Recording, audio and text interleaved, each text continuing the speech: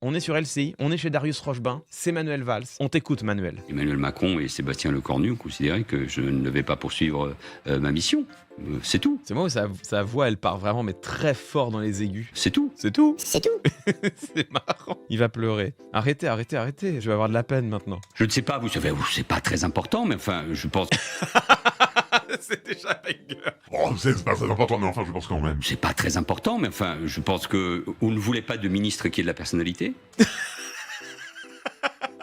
Ah, il est génial. 2, je réussissais là où ils avaient échoué, sur la Nouvelle-Calédonie et sur les Outre-mer. Melon man. L'arrêt sur image, il est parfait. Je suis pas triste de quitter le gouvernement. Ne nous racontons pas d'histoire, et en plus... Non. Non, ça se voit.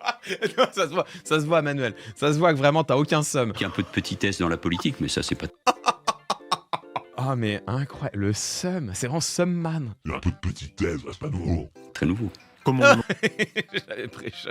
Bien, écoutez, ça me permet de retrouver ma parole totalement libre. Moi, j'avais été très critique à l'égard d'Emmanuel Macron sur la dissolution. Ah, il a peur de rien. Il a rampé tout ce qu'il a pu pour avoir un poste de ministre. Il se croit tellement fondamental. Il est encore là à donner des leçons. Il est encore là à expliquer que c'est terrible, c'est petit. Si on l'a viré du gouvernement, mais au fond, c'est peut-être parce qu'il était trop libre. Il paye de faire de l'ombre à ces astres finalement petits et méprisables que sont François Bayrou, Emmanuel Macron et Sébastien Lecornu.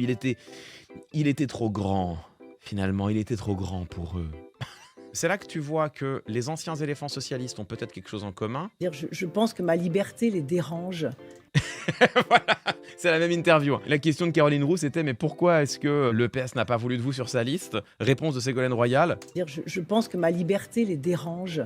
Vous voyez, mais il faut bien des paroles libres, des paroles qui anticipent ou des paroles qui rassemblent. C'est quand même incroyable, hein. C'est-à-dire que Ségolène Royal, Manuel Valls, les vieilles gloires éléphantesques du PS d'antan, ces vieilles gloires d'antan qui ne cessent de vouloir venir gratter un poste, les uns chez les socialistes, les autres chez les macronistes, voire comme Ségolène Royal, tantôt chez les socialistes ou chez les macronistes. Il y a des raisons donc de les écarter, mais eux, quand ils se font écarter, c'est parce qu'ils sont trop libres.